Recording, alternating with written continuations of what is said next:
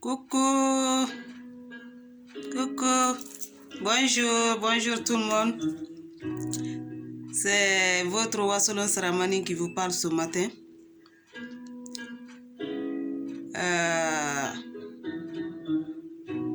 Concernant la ségrégation contre les veuves.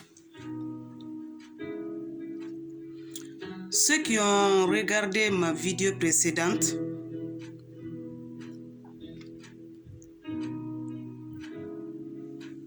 je parlais de la souffrance des veuves dans notre société. Je vais vous raconter une histoire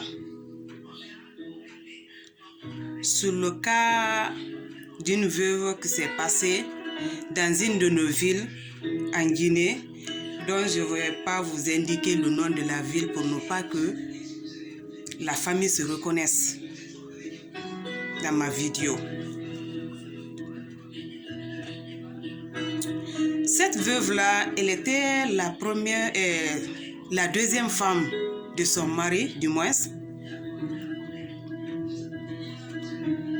dont le mari avait logé chacune d'elles dans des quartiers différents parce qu'il avait des maisons.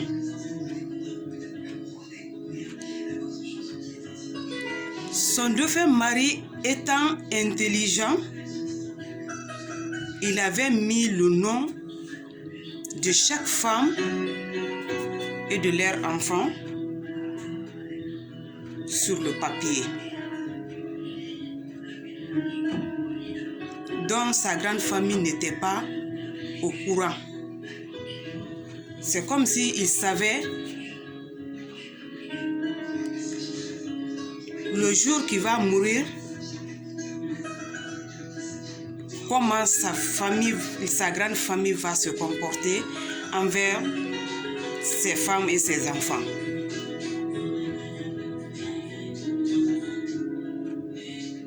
Donc, les derniers moments de ce monsieur, je vais vous parler de façon ramassée parce qu'il y a beaucoup de détails dedans. Il a donné le papier de chaque femme. Elles sont gardées. Donc, après sa mort, après les sacrifices, un jour, sa famille est venue rencontrer la deuxième femme. Soit disant que, comme son mari est décédé, vraiment, qu'elle doit libérer la maison.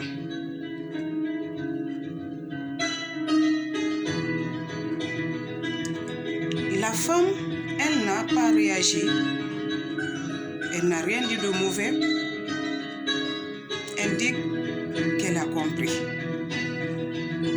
Et chaque fois, il revenait sur la même chose. Donc, un jour, la femme s'est décidée de leur dire la vérité. Comme ils ont beaucoup insisté jusqu'à ce qu'ils ont interpellé l'autorité, et la femme aussi, il fallait qu'elle se défende. Elle n'avait qu'une seule fille. Donc avec une seule fille comme ça, là, pour eux, ils pouvaient faire quitter la dame de la maison facilement. Parce qu'une petite fillette comme ça, là, n'est pas vraiment un obstacle pour eux.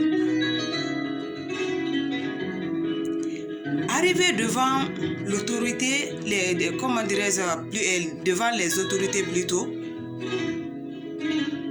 la femme a fait sortir les documents en leur montrant que vraiment qu'elle a le plein droit sur la maison, qu'elle ne peut pas quitter. Et ceux-ci-là aussi ont examiné les documents. Ils ont vu que vraiment la femme avait raison. Donc la famille s'est calmée. Mais quel était leur deuxième plan? Parce qu'ils ne se sont pas découragés, les membres de sa belle famille. Ils ne se sont pas découragés. Qu'est-ce qu'ils ont fait maintenant? Ils ont choisi un des jeunes frères de celui qui est décédé de se marier avec la dame pour pouvoir récupérer les documents de la maison. Et Dieu merci, il y a quelqu'un d'autre qui a pu informer la dame que ta belle famille a décidé quelque chose. Ils viendront te faire une proposition.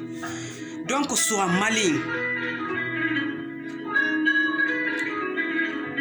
Donc, un jour, il y a son beau-frère qui est venu se présenter chez elle maintenant, que je suis venu vous rendre visite, toi et ta fille, et puis aussi j'ai quelque chose en moi depuis la mort de mon grand frère.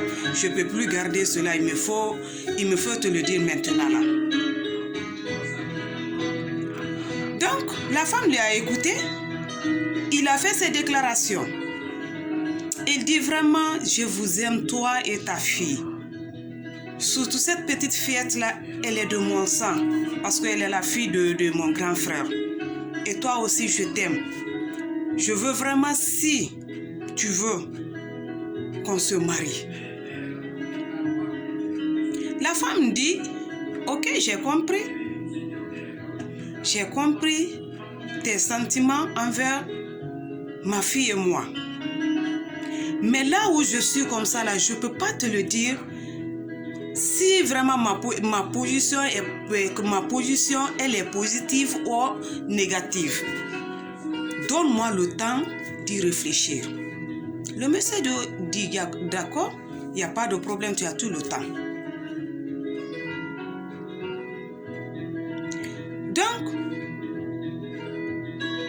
les jours passaient.